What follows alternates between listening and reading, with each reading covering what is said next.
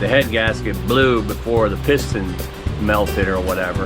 Pretty cool. I'm gonna try and get a couple pictures. I'm just thinking I'm gonna get electrocuted today. Yeah.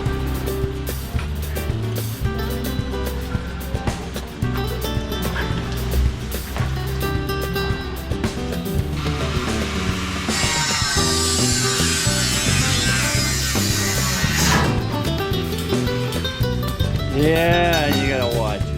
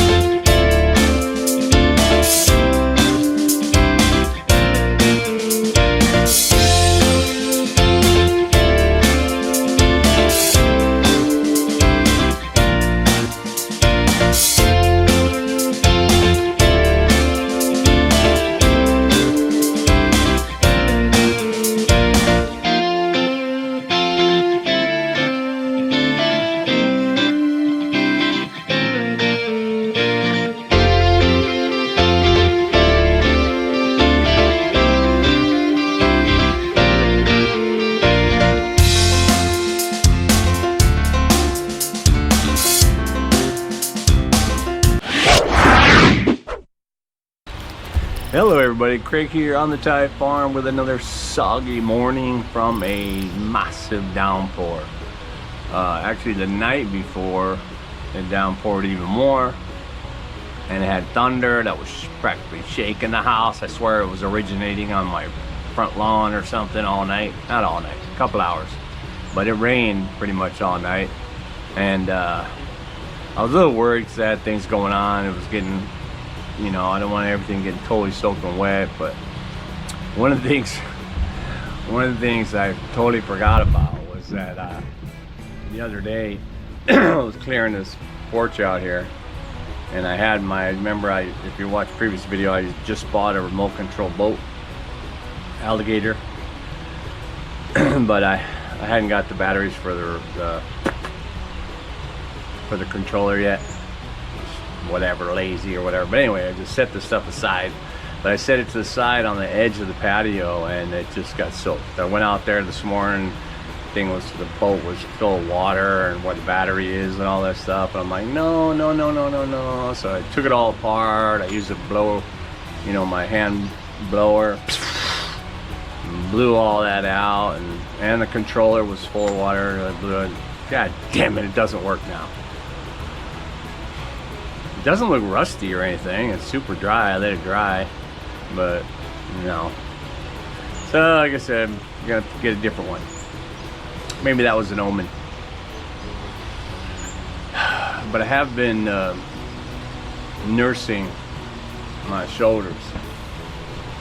In the previous video, I think that's when I showed you I was knocking the water tanks down, and I wanted to, you know, I'd take a break because I didn't want to do too much damage to my body. But, and not only that, but in the midst of it yesterday, so I figured I'd take a break. But of course my wife wants me to do stuff. So, well, one of the things I did was to continue the water. I used the pump to pump from the canal that we already drained, which is full again, to pump over into this canal over here. I went out and I bought a new piece of 3-inch sleeve to go all the way over here. The short one would only go over there. So anyway, so that worked out good. I pretty much did it all day, and then yesterday, that was the day before yesterday. Then yesterday I got my schedule right. I did it again. Got up early in the morning and started doing it, and then it worked great. And then and then the motor stopped. I just put gas in it, so I knew it wasn't gas. I was like, what? Come on, man. And so I went over there and tried to start it a couple times, or I went over and checked the oil and didn't have oil, so I put oil in it. Although the day before that, or whatever, day before yesterday, like that, my uncle over here was watching the pump while we were out. He's putting gas in and stuff. He asked for oil, and my wife said he put some oil in it. I thought, no problem. The thing doesn't run out of oil. You can, I think it's like 40 hours before oil. But anyway, it was no oil. So I put oil in it, and then I started that, and that's what I did during the different times I have to keep starting it. I'm pulling this out. When I pull that back, I pull on that rotator cuff, man. And now I gotta watch it, because I'm doing things that are hurting this one already, and this was the good one. But anyway, yeah. So it's like flat, flat, flat, flat, and I'm like, I know that sound. I think I know that sound. That's like a gasket. So I'm looking, and I see the casing where the actual centrifugal pump is attached. And I'm thinking, well, it's like that, and then, but it seemed, I tried to look, turned it upside down, I looked all around, didn't see much, and then I looked between, of course, the head, right? The head's only about that thick before the main part of the motor. And anyway, I can see what appears to be, some dark area or whatever. Carbon maybe or something. So I think I blew my head gasket is what I did. Just no oil, and it just got too hot, and pow! Fortunately, I think maybe the head gasket blew before the piston melted or whatever. Anyway, I had to take that all apart, and the hose is off and all that stuff, and I took it over to the motorcycle guy over here. He said he can replace the head gasket, no problem. Pretty cheap. I mean, the whole motor on that whole Honda motor, we got that on Lazada for like 2,500 baht. So it's not a great loss if I lose it, but it was a good deal. I mean, it's a good motor. It's strong. It does, I shouldn't have a problem with it. But word to the wise, check your oil more often. I do have it on full throttle, so maybe in the manual it says don't have it on full throttle all day or something. But yeah, and then so after that, doing all that, my wife wanted me to make I don't even see it back of me over here. It's a kahChan, which is like the small net corral for the baby fish. We're gonna go over and get a whole bunch more red tilapia from the government. I'm gonna try to get her to tell, you can get them a little bit bigger. Don't get the real small fries. Get them like maybe 2 inches to be all right. Grow faster. But I was in the water over there yesterday, and I did that, and I had to go chop down brand new bamboo, because the ones I put in there before, they're in the water still, but they're rotten, kind of at the bottom, not strong anyway. Cut some new bamboo, chop that down, put that all in place so it's already ready. And actually, that's right, the deal with the pump and all that, I made video on that with my camera, and I had been last couple of days I've been having trouble with the damn GoPro, man. It was like I'm walking, talking, and it shuts off, and then the actual quick capture on the top button wasn't working, so I was turning it on the side, right? But then the quick capture button would work if I wanted to start it after it was already on. So I was doing that, and then I guess maybe there were times when I saw myself in the finder, so I thought it was recording, but it was just on. So I didn't get some of that clips, and then I was in the water over here because I was showing, I made some video, I wanted to show y'all something, and the thing just turned off, and I'm like, what? And I didn't know when it turned off, whatever, but I don't know. I thought maybe it was the new batteries, those new batteries that I bought that are I'm not sure they're actual GoPro batteries. They may be, but maybe when you put them in, it says, hey. But there is a battery info thing on there, and I checked the battery info. It says, hey, battery's good and battery's good, like that. So it doesn't, usually you can say something like, not compatible or something like that. Because the computer in the phone, in the camera does talk to the battery, right? So, anyway. And so I lost some of that. I think I do have some of the clip. Yesterday I was emptying this pond again, and I actually went and bought a new 3-inch line that was long enough to go to the other pond, because I didn't want it, the other one could only go here. Then I would have had to pump the pump from here to there. But this, we pumped a whole bunch in there yesterday. Yeah, day before yesterday. And so it was kind of full already. In terms of the hay and what I was talking about was really just like this whole biodiversity thing. So look at that. It's like it created its own little mushroom farm along with the rice. I just pulled this apart actually when I was pulling it out. But yeah, man, I thought it looked pretty cool. I'm gonna try and get a couple pictures. In here. I just put the camera around, and then I take the screenshots when I'm editing.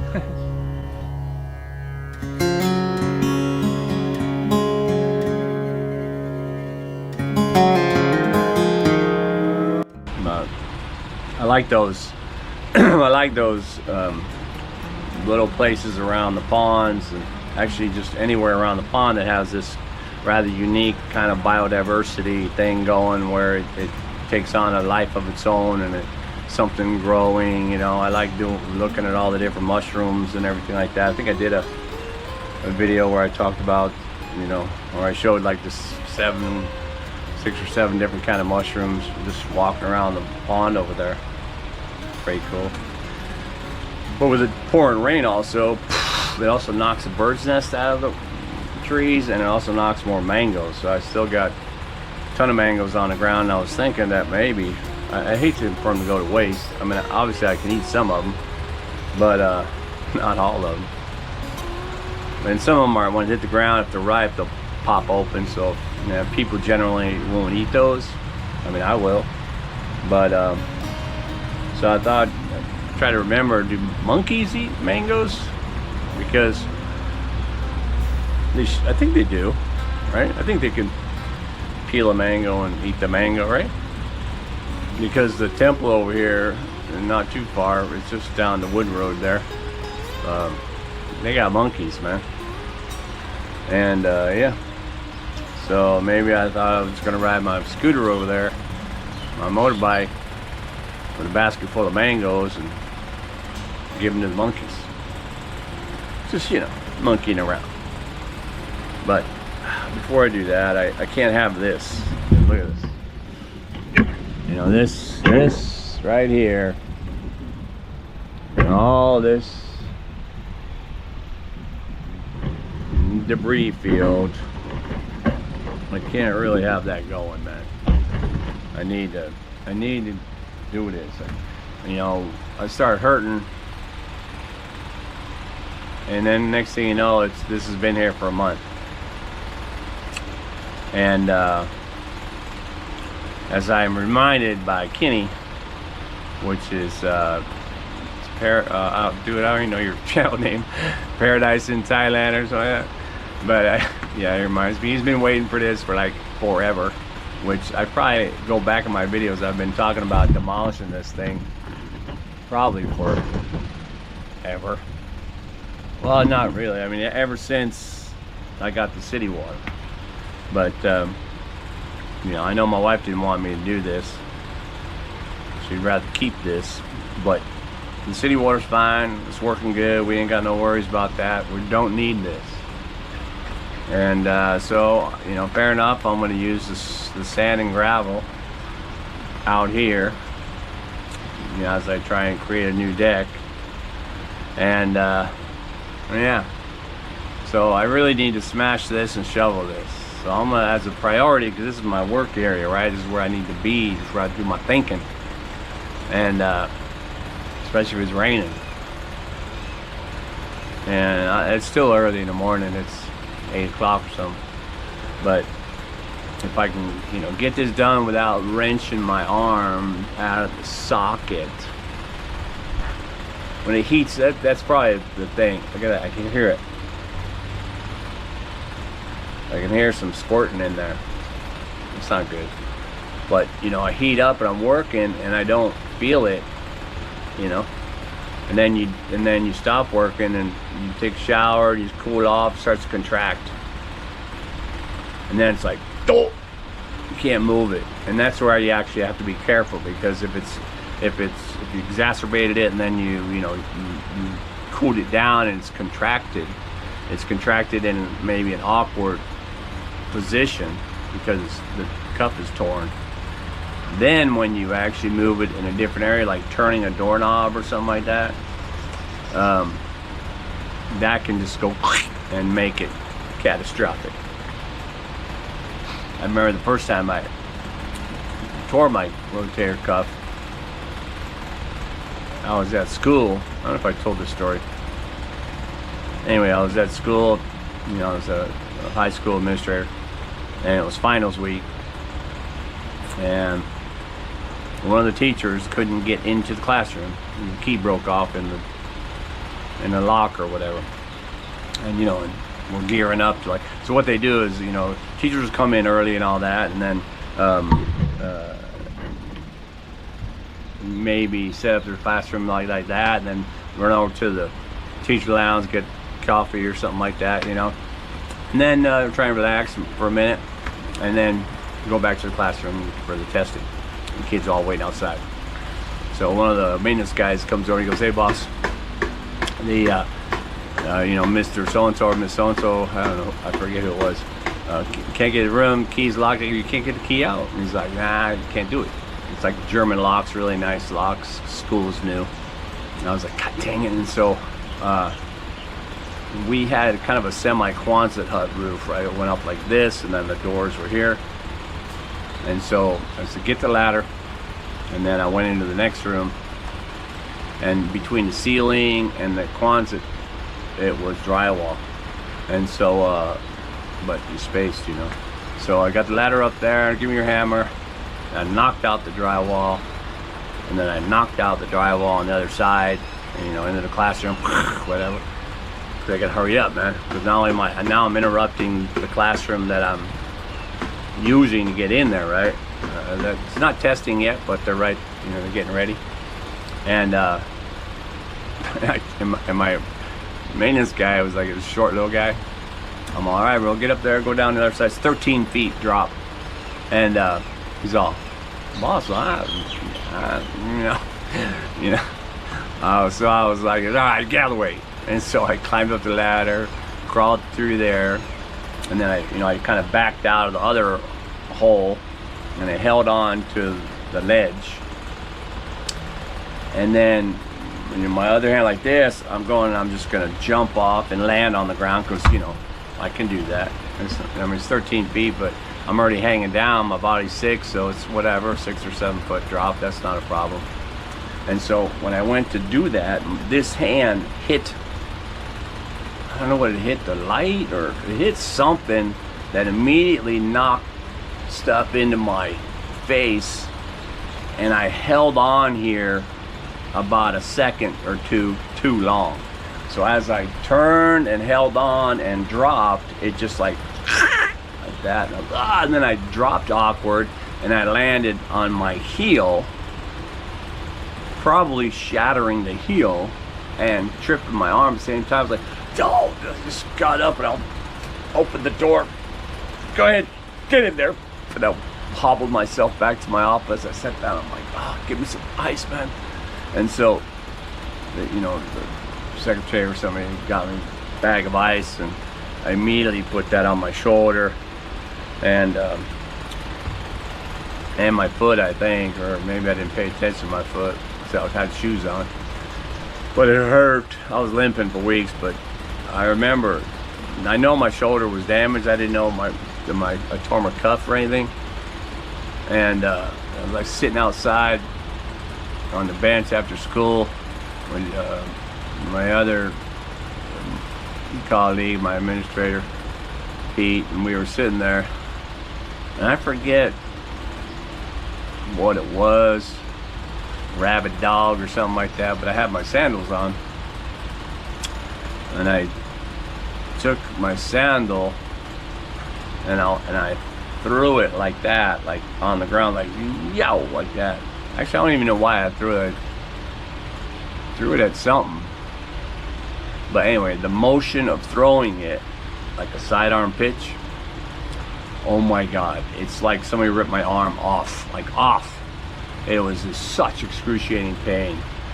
And so that was probably the final Kamphaeng of the rotator ligament. And so I went to the hospital on the workman's comp. Fortunately, the doctor was very cool, and he, you know, did the we didn't have an MRI machine, just did a CT scan and that. He's like, yeah, that you got a tear there. We can't do that here. You're gonna have to, you know, they'll schedule that in Hawaii. I was on Saipan. So workman's comp paid for me to fly to Hawaii to actually orthopedic hospital, really sports orthopedic hospital, great hospital. Got in there, you know, a couple hours, boom, boom, boom. They, you know, they go in kind of orthoscopically. They pull down with the same tool. They're able to grab the different tendons within the rotator cuff and pull it down against the head of the humerus again, and then at the same time staple it back down. So basically they pull all the tissue, muscle, tendon, whatever they need to, back over the cuff of your shoulder underneath your deltoid, and then staple that there. And then I was just like this, and then I think I spent one night or something in Hawaii, yeah, and then flew back home the next day. And it was actually good as new. Within a couple weeks, I was like, what? I didn't have that problem. I could run, throw, kick, swim, or whatever. So I was like, oh, cool. And that's really why I know that these are torn. But anyway, I forgot why I was telling that story other than jumping off of the roof there. But yeah. So swinging this thing sideways, maybe that's what it was. Swinging this thing sideways, a hammer, you know, that probably exacerbates this, man. I don't want to, but I can't just sit here like an old man at 67 almost and let that, you know, let that impede my progress. I mean, I'd rather injure myself further than listen to my wife tell me that I'm not doing it. But anyway, if I get this done, if it winds up being easier than I thought, then I'll get over to trying to cut that first piece of roofing off, even though I'm real sketchy about, you know, working in the rain. I mean, I got a cable, my power cable that runs from here all the way over there, that's laying on the ground, the wet ground. Although it's, if I remember, I did get the line that's like waterproof or whatever. But still, I'm on a metal scaffolding. I'm cutting metal with a metal power tool. I just think I'm gonna get electrocuted today. Yeah. But anyway, yeah. Oh man, I did sort out the GoPro. So, you know, I was sitting with the GoPro last night going, why are you messed up, dude? And I'm trying to clean it and this and that. And then I was going to reset it. And I'm like, no, I don't want it. Because I remember I got specific with the way I set my, you know, frames per second, all that stuff. And then I looked. And for some reason, quick capture, which is the button on top, was turned off. I'm like, how did that happen? You know, I thought maybe when I was scrolling through looking at the menu or something, I accidentally moved that to off. So quick capture was off. That's why the top button wasn't working. So it works now. And then yeah, and then I was looking at the power, like minutes, and then it has a setting where it says like turn the camera off after 5 minutes or whatever, and so, or stop recording after. Of course, just as I'm saying that, the camera turns off. I don't know why. This battery looks like it's actually, I brought the second battery but I didn't charge it. But I think these first batteries, not the originals, but these ones that I bought,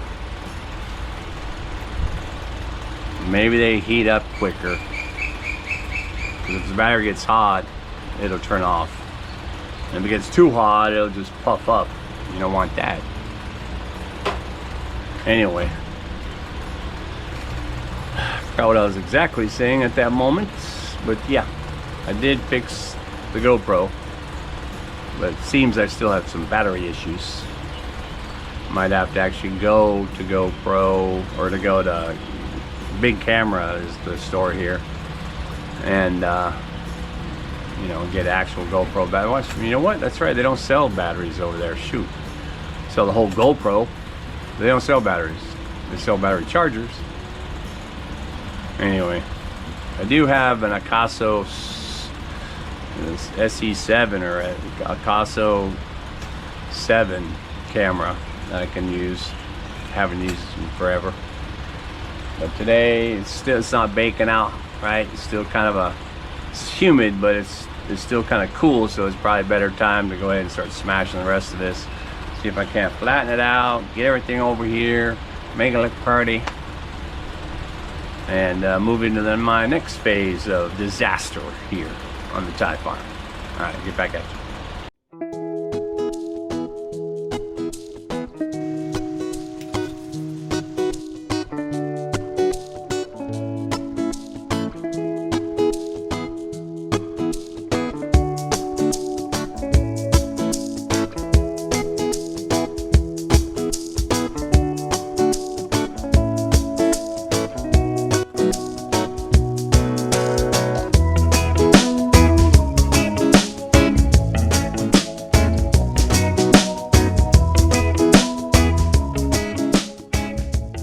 Those of you who were wondering a little bit more about the tanks, at the very bottom I use these rather larger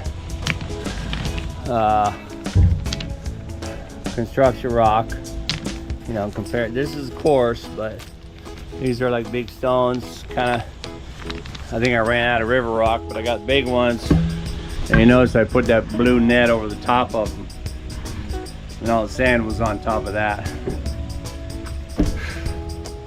That way the sand doesn't actually clog the pipeline.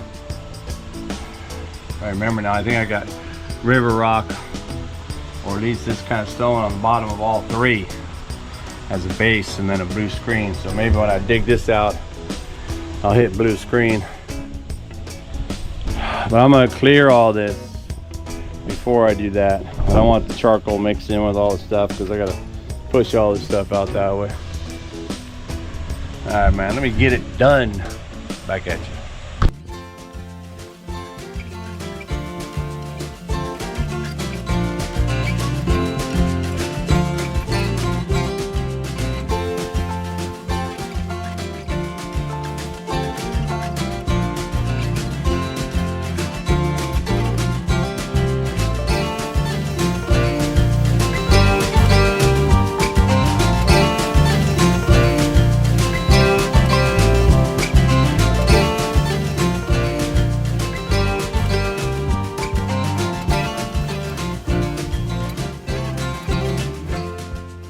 Well, that's mission accomplished. Yep, I hosed it off, and you can see these are like pits, right? They're a little bit deeper. So I'm gonna leave them like that. This is all the debris field. I was able to spread it all the way down in there. It's quite rough. I figure, you know, I'll form it up, maybe straight to here, maybe a little extra, and then, you know, fill it in with the rest of it with sand, smaller gravel mixed on top of this and stuff. We're ready for a dry pour. Maybe even with this floor, but then I'd have to encase these water and power pipes, which I could, but I'm not a big fan of that. I could run it up here with that power, you know, that's what I should do. I should run it up. But anyway, I have to get my laser out and find the highest point, which I think is just about in here, because I'm gonna have to cap this off. So I figure, you know, probably a good 2 inches or so of sand and gravel, or just concrete, because I'm not taking that out, man. That'll be the base. You know, that'll probably be good, because if things flood, it'll stay off the ground. I can put stuff under there. Here will be the, you know, the table or whatever, or table and cabinet, and of course the walls got to go up. So I got that done. I can feel it. Well, I better turn that off. That was the water. So yeah, man, I think I'm gonna eat something, and if I'm not crippled after I eat, so a little bit warmer, I'll get over there and take a look, see if I can make some cuts on that roof. All right, back at you.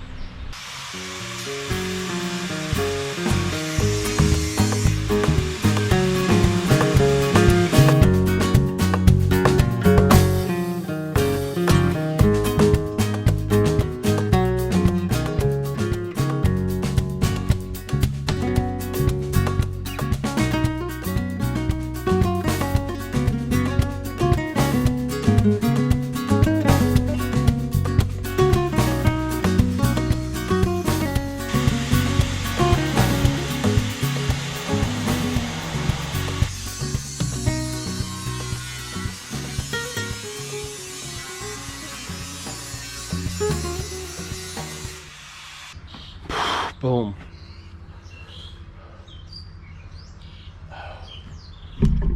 I'm not getting the right angle to cut that thing. You know, it's only that 4-inch blade. If it was big enough, it would cut right through. I do have a 5-inch. I could try to use that, but you know, it's precarious standing up on that thing, so I'm gonna have to move my plank up to the top. I don't have any long wood, so yeah.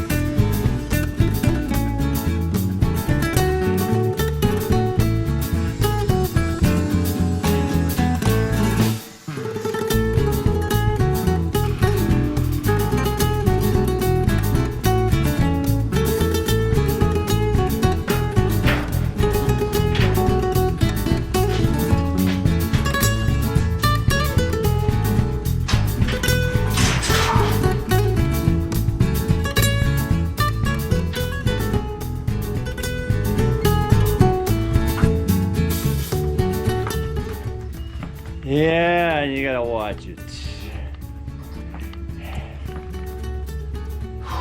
Thinking about that, it's kind of binding up there a little bit. Well, alrighty. Not easy. So I cut the first one free, and it's actually I got it just lassoed here and here, over there, holding on to that side. But you can see it's standing free, swinging there. But what I realized I can do also, by the way, I unscrewed it from these two. Thankfully I didn't weld these. And I'm gonna leave these two there. The green sheet's gonna go underneath there. These are the old ones. I was gonna incorporate those. I may still just cut them off, get rid of them. But for now, I'm not gonna use them. I'm gonna buy 2 more bars. One will replace these. It's gonna go underneath, you know, I'm welding against the A-frame over there, right? And then underneath here. So that'll go there for this. And the same up here. I'll weld right underneath this A-frame. Go straight across, and then this will set on top of it.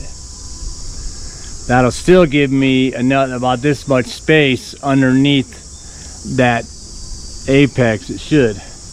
I also realized I thought I was going to weld a piece here and weld a piece there, but well, that's right. Wait a minute, I think I still need to do that.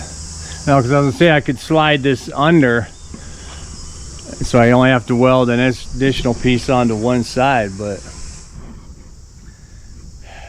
I can't because the way I have the board pegged, it's that this bar is that equal distance from the end, so I'm gonna have to weld 1, 2. That's 2 welds over there, 3, 4 over there, plus a new bar, 5, and then 6, and 7, and 8, then 9, and 10, 11, and 12. So 12 welds for one side. And what was that? 1, 2, 3, 4.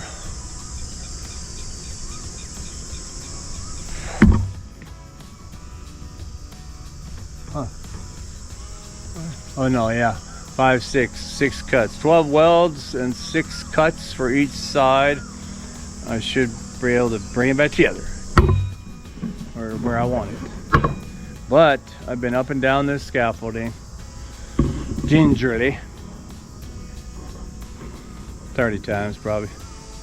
I mean, I like playing on monkey bars, you know, monkeying around. But I'm done, man. Like I did enough for today. I'm gonna go get my extra bars so I can start on that first thing tomorrow.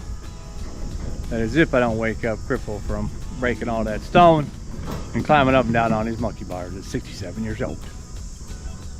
Almost. All right, man. Well, hey. Hope you enjoyed all that. Let me know what you think. If this is gonna work. And yeah. So hey, man, thanks for watching. Keep watching. Whoa. Now I go back at you with some more construction on the pond shack here on the Thailand.